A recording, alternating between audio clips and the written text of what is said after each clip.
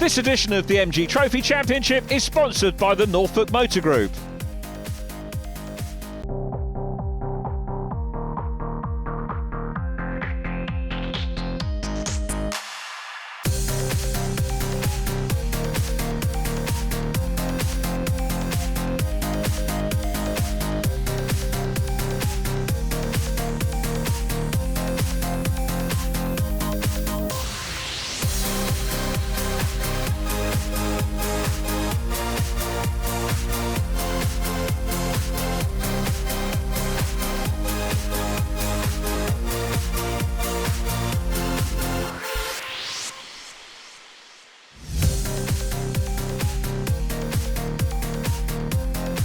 The championship decider today for the 2018 MG Trophy Championship. Before racing gets underway though, let's talk to our round sponsor, Craig Durrant from Norfolk MG. Craig, great to see you here at the final round of the MG Trophy Championship. Wonderful sunshine, big crowd, great display here as well. So NMG, title sponsor of this particular programme. How did you become involved with the championship? But it's been a great pleasure to be here today with it all.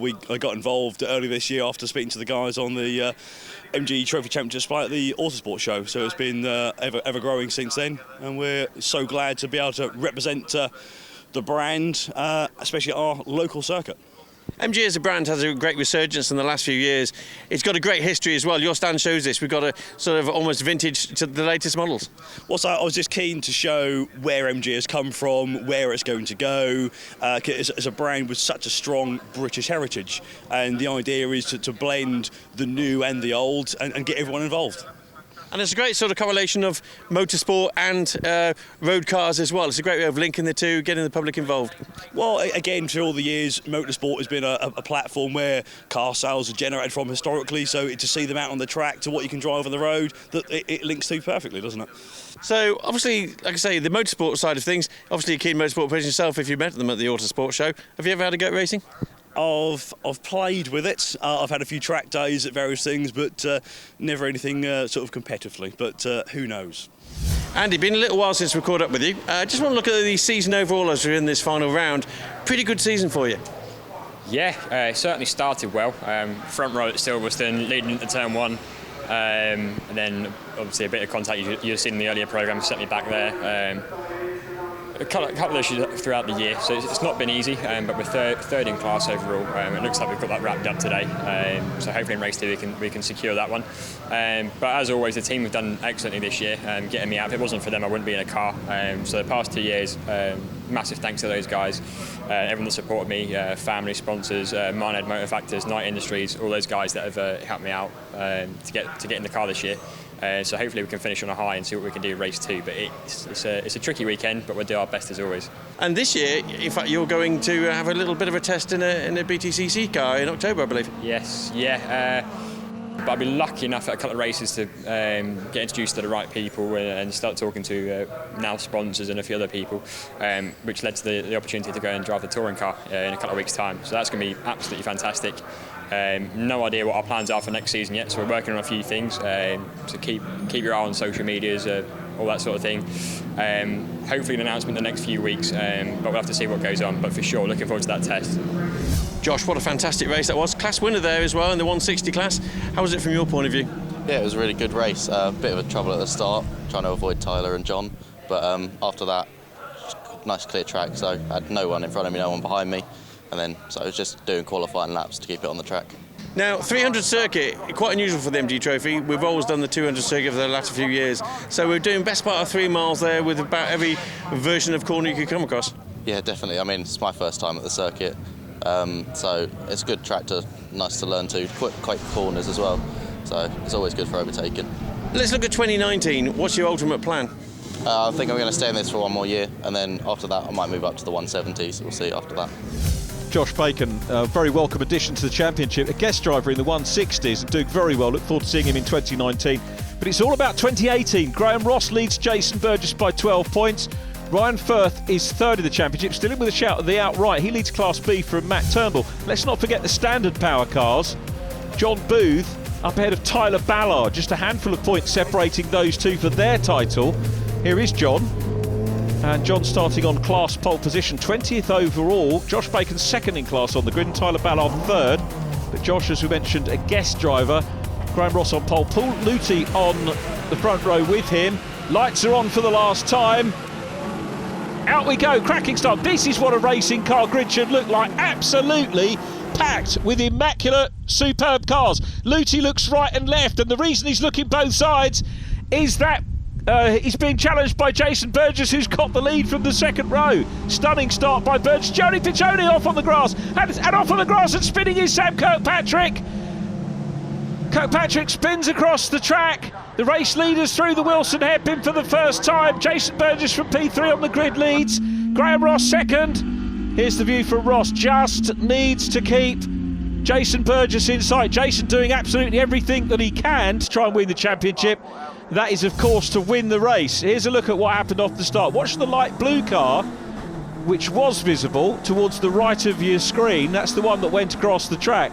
So we'll see if we can see what happened. The black car immediately in front of us is Johnny Piccioni. He went off with the grass as well as a lockup. It may be a little bit of a touch for Sam Kirkpatrick. Certainly a lockup, back end one way, then the other across the track. Thankfully, I don't think anybody collected him, so could possibly rejoin as Paul Luthi challenges for second place and goes past Graham Ross. Luthi into second. Graham Ross is next, then Ross Macca. Three Scotsmen together, chased by the Englishman Doug Cole, another Englishman leading the race at the moment, and that's Jason Burgess chasing the championship. So Ross Macca and Doug Cole, if they get past Graham Ross as well, we're going to have to get the abacus out, work the sums out, because it will make an impact on his points. Now, although we have dropped scores, we're going to have to sort that out. There's also a sorting out going on in the 170s. Ryan Firth in the 46 car. Matt Turnbull had pole position on his outside, and Tom Butler right behind them as well. Butler qualified 5th in class, so has had a great start. Fergus Campbell was P4 in qualifying in the 131 car, and here's Doug Cole chasing Ross Macca.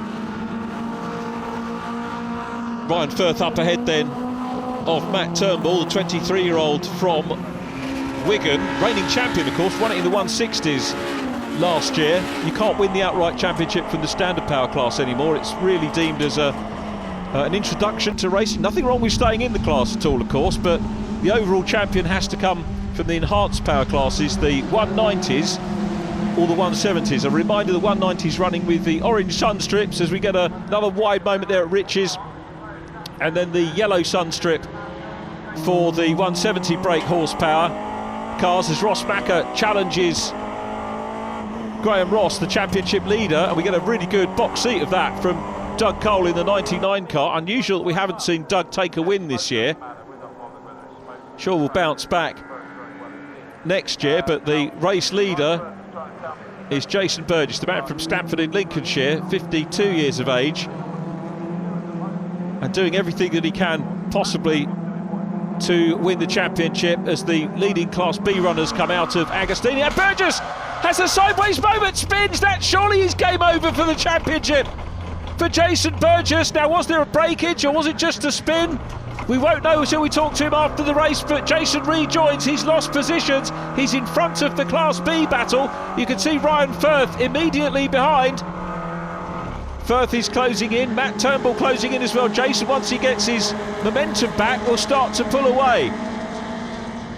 So it's Paul Luthi now leading. Luthi on his seasonal debut in the 190s, used to race 190s a while back, and he's out front here in Chris Bray's car. There is the 92, Graham Ross second, Ross Macca, then Doug Cole.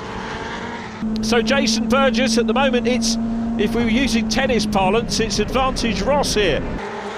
John Booth in the mix as well, needs to stay ahead as far as he can, ahead of Tyler Ballard. So John Booth in the number 50 car, class pole, which was great news for him. Tyler Ballard, you can see in the traditional MG colours of the dark grey and green, a little bit behind as we watch Mark Scott in the 34, and Sam Johnston, Middlesex-based racer, is next up. And they're having a super dice. There goes Andy Spencer. youngster, teenager from Burgess Hill, a superb age demographic in this championship, with teenagers right the way up to drivers in their 60s. It really is not a championship where you can pigeonhole it as being one for youngsters or more mature drivers. Literally everybody, all age groups covered, which is superb. And look at this battle we've got on here, coming back through. Jason Burgess making as much progress as he can at the moment. So Burgess makes a move, trying to climb his way back through the field. His target is going to be Graham Ross. Well, who's going to be able to catch him or not, I don't know. Simon Bird coming under pressure from Chris Boulton. A little bit of a smokescreen going on there as well, as the leaders are down the end of the straight. Doug Cole putting pressure on Ross Macker. So a battle developing here for third position now. Cole trying to close in. There is Joseph Dalgarno dicing with Phil Tomlinson. Now, job to know where to look at the moment, because we've got all of these championship issues to be decided. And Ryan Firth and Tom Butler, second and third in class. Then Fergus Campbell returned to the championship this weekend, fifth position in class in the first race of the weekend. So very much a fun event for him as Luty crosses the line from Ross. Then Ross Macker, followed by Doug Cole, who makes the move. Cole looks to the outside line, challenging harder as they go into Riches. Look back again, Simon Byrne still coming under pressure at the moment from Chris Boulton, going along centre straight. These cars sound wonderful, they look wonderful. What a sight they were on the grid. It is a fairly tight grid, to be sure. There is Sam Kirkpatrick coming back. And the number 50 car of John Booth up ahead of Joshua Bacon. Tyler Ballard in behind. So at the moment, and once those wheels come off Doug Cole's car. Cole had got through by the look of it, but the wheels come off. The wheel is broken. So Doug Cole gains a place, loses a wheel. That's why we have catch fencing in the UK for that loose wheel. Problems for him, a third retirement of the year for Doug Cole.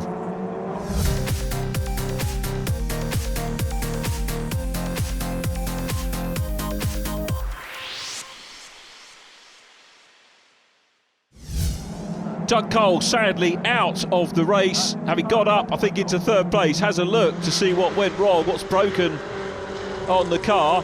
And meanwhile, David Heisman in the yellow 21, Warwickshire-based driver, busy chasing James Blake in the 39 car. So a good inter-class battle going on there. And as I said, David Heisman scored exceptionally well over the course of the season, but loses out on drop scores. Phil Tomlinson goes through, then Joseph Dalgarno. James Blake still being pressured here by the 21. David Heisman has had a plethora of podium finishes in class, but there are drop scores to take into account. If you score well in all your races, then you can get spanked for that. But it is a fair way of doing the championship, and of course it gave Jason Burgess a chance at the overall championship, but things not looking great for Jason at the moment, although he is racing back from a moment off the track. We've yet to find out what the problem was. Tom Butler here in 55 is chasing Fergus Campbell,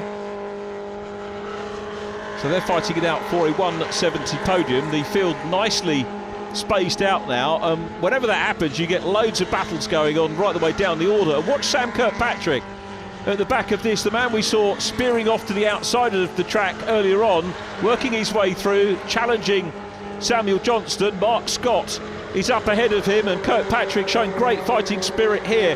One of many drivers in this championship that we would mark out as potential future champions. Kirkpatrick, you might remember, round one at Silverstone on the national circuit, the car got wiped out. He came back for round 5 at Silverstone and got second position in class. Has taken 2 class wins this year. As we watch, David Heisman has had 2 second places in class in the 160s. The yellow car busy chasing the... Oh, and a little bit of a moment there for Joseph Dalgarno, the Hampshire racer, having a Mr. Whippy. Gets it all sorted out though, gets it back in line, loses momentum, so that moment coming out of Murray's will punish him. Meanwhile, we're into the complex with Johnston still chasing. Incidentally, it's Paul Luthi still leading the race and has the fastest lap as well, Luthi, so he'll be confident. A little bit of a moment there for Samuel Johnston, who spins it around. It was under a fair bit of pressure, but hopefully will rejoin. Paul Luthi onto the last lap of the 2018 MG Trophy season. There is the champion-elect, Graham Ross. Ross Macker is in third. Here comes Ross, then Jason Burgess, who's fought back well. He's in fourth place, but the championship looks like it's heading to Scotland here. Luthi, Ross and Macker, the Scottish invasion, isn't it? 1, 2 and 3 for the Scots. Simon Byrne dicing with Gianni Piccioni. That's for 14th and 15th place, 8th and 9th in class for the 170s. And as I say, wherever you look, there are some superb battles going on. So we'll see whether Gianni can pass Simon. Simon, another returnee to the championship in this final round of the year. Along centre straight they go, and Gianni's getting a little bit of a run, trying to tee him up. Looks to the inside line now. There is Sam Kirkpatrick.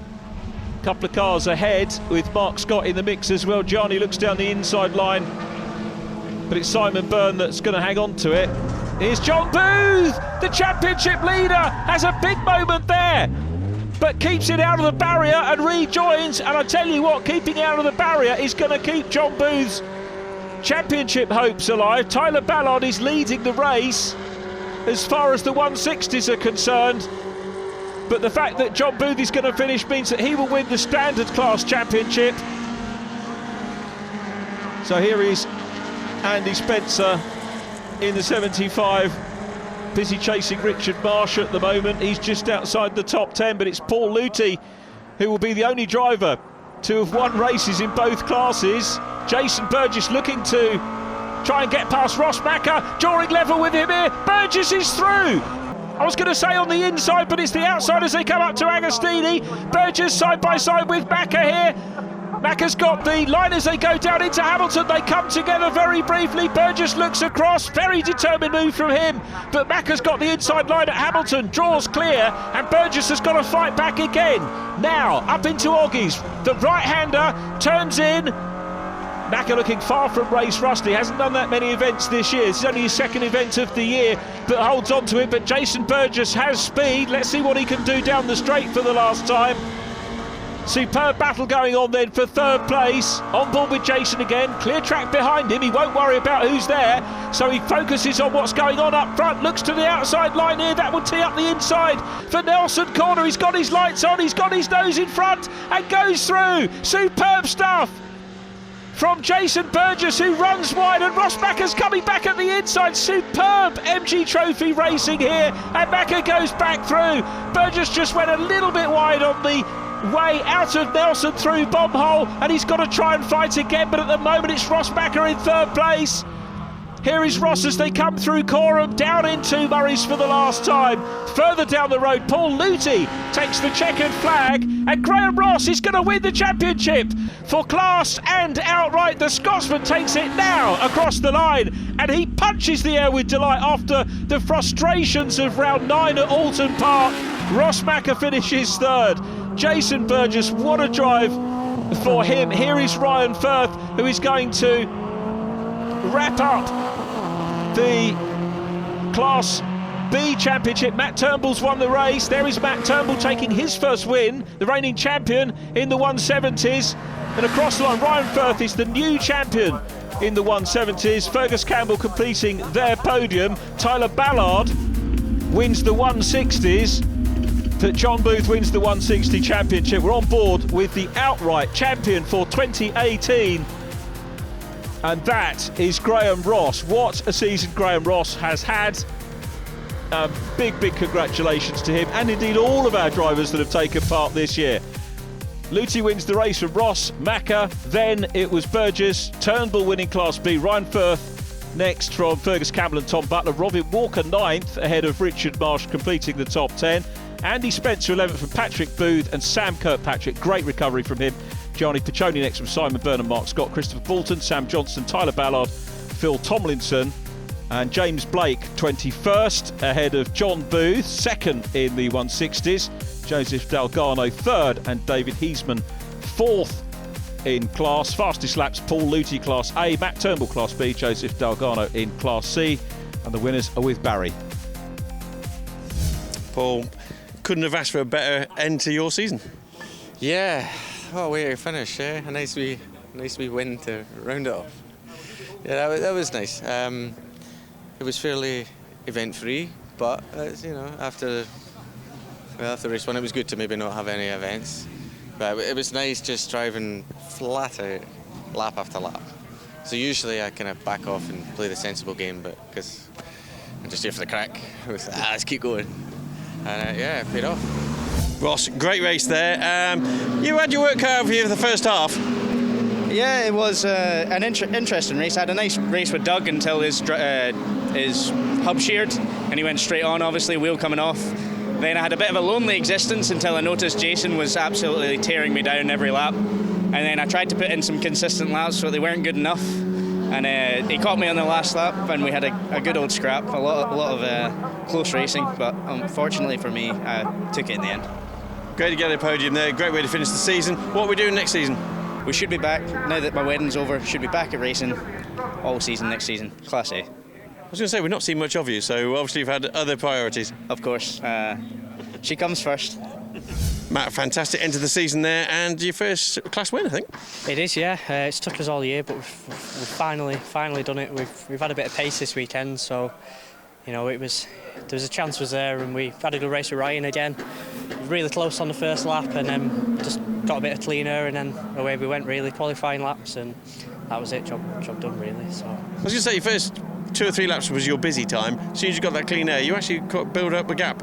The 3 behind you were the ones that were battling. they were, yeah. I just kept looking forward, not looking backwards, and just tried to bang a few good lap times in, and thankfully it worked, and here we are, really. So yeah, really happy.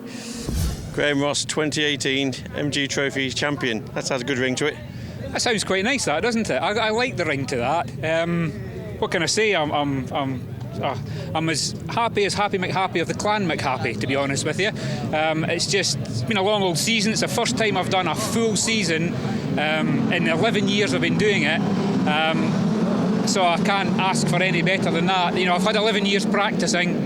I managed to bring it home. Speed wasn't in the car that it was in qualifying or even the first race. I think mostly due to the wee dunt I had with Paul in the first race. So there was no point in me challenging Paul. I had to bring it home. I saw Jason spinning off, which I wish nobody ill will, but as I said earlier, it's the best spin I've seen him do all year, from my point of view. Just bring it home.